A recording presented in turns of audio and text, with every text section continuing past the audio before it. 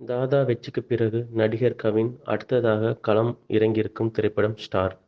தமிழ் சினிமாவை மையப்படுத்தி எத்தனையோ திரைப்படங்கள் வெளியாகி சில படங்கள் வெற்றியும் பல படங்கள் தோல்வியும் பெற்றுள்ள இதே சூழலில் இதே கதைக்களத்தை மையமாக வைத்து உருவாகியிருக்கும் ஸ்டார் திரைப்படம் இதில் எந்த பட்டியலில் இணைந்துள்ளது என்பதை பார்ப்போம்.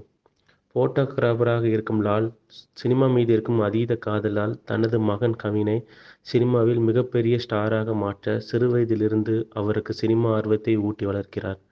கவினும் சிறுவயதில் முதலே சினிமாவில் மிகப்பெரிய நடிகராக வேண்டும் என்ற எண்ணத்தோடு வளர்கிறார். மிகப்பெரிய கனவுகளோடு தன் வாழ்க்கையை பள்ளிக்காலம் முதல் காலேஜ் காலம் வரை ஜாலியாக நடத்தும் கவின் அதன் பிறகு சினிமாவின் உண்மையான கோர முகத்தை காண்கிறார். நிஜ வாழ்க்கைக்கும் நினைத்த வாழ்க்கைக்கும் இருக்கும் வித்தியாசத்தை உணரும் தருணம் வரும் வேளையில் வாழ்க்கையில் பல அடிகளை வாங்குகிறார். இதன் பின் அவருடைய காதலி அவரை விட்டு செல்கிறார். அவருக்கு விபத்து ஏற்பட்டு முகத்தில் காயம் ஏற்படுகிறது. பிறகு அவருக்கு வேறொரு நாயகியுடன் திருமணம் ஆகிறது. இதற்கிடையே சினிமாவில் நடிகராக பல்வேறு போராட்டம் என நகரும் படம் போக போக உணர்ச்சி பூர்வமான காட்சிகளால் நிரம்பி சில இடங்களில் கண்கலங்க வைக்கும்.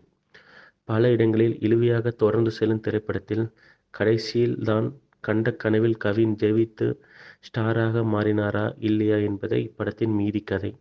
ஒரு நடுத்தர வயது இளைஞன் சினிமாவில் மிகப்பெரிய நடிகராக மாற எந்தளவு போராட வேண்டியிருக்கும் என்பதை மிக மிக யதார்த்தமாகவும் உயிர்ப்பிடம் இருக்கும் காட்சி அமைப்புகளாக கொடுத்து இன்ஸ்பைரிங் ஃபீல் குட் படமாக கொடுக்க முயற்சி செய்திருக்கிறார் பி.ஆர். பிரேமா காதல் புகழ் இயக்குனர் இளன். முதல் பாதி பள்ளி பருவம், காலேஜ் பருவம் முதல் காதல் துள்ளலான பாடல்கள் என மிகவும் பாசிட்டிவ் வைப்பில் ஜனரஞ்சகமாக நகரும் திரைப்படம்.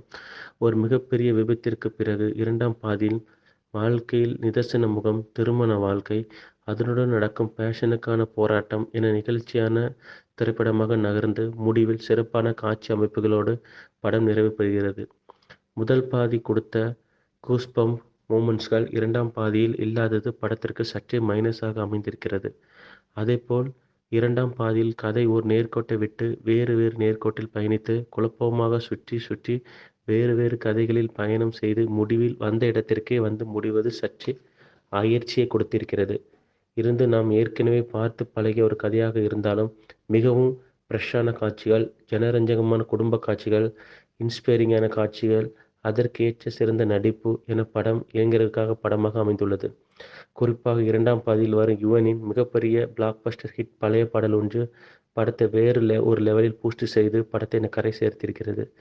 நடிகர் கவின் உடல், பொருள், ஆவி என அனைத்தையும் கொடுத்து நடித்து தன்னுடைய கரியரில் அடுத்த கட்டத்தை எட்டியிருக்கிறார். நடிப்பில் பல இடங்களில் நன்றாக மெனக்கெட்டு நடித்து எந்த ஒரு காட்சிகளை என்ஹான்ஸ் செய்து காட்ட வேண்டுமோ அந்த காட்சிகளை தன் நடிப்பின் மூலம் சிறப்பாக காட்டி தியேட்டரில் கைத்தட்டல் பெறுகிறார்.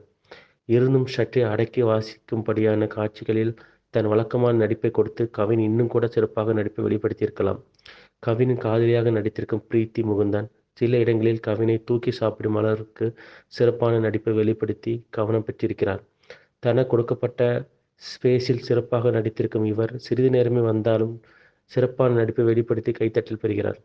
கவினின் தந்தையாக நடித்திருக்கும் லால் வழக்கம்போல் சிறப்பான நடிப்பை வெளிப்படுத்தி படத்திற்கு மிகப்பெரிய தூணாக அமைந்திருக்கிறார். எந்தெந்த இடங்களில் எவ்வளவு நடிப்பு தேவையோ அதை சிறப்பாக கொடுத்து படத்திற்கு பக்கபலமாக அமைந்திருக்கிறார்கள். கவினின் தாயாக வரும் கீதா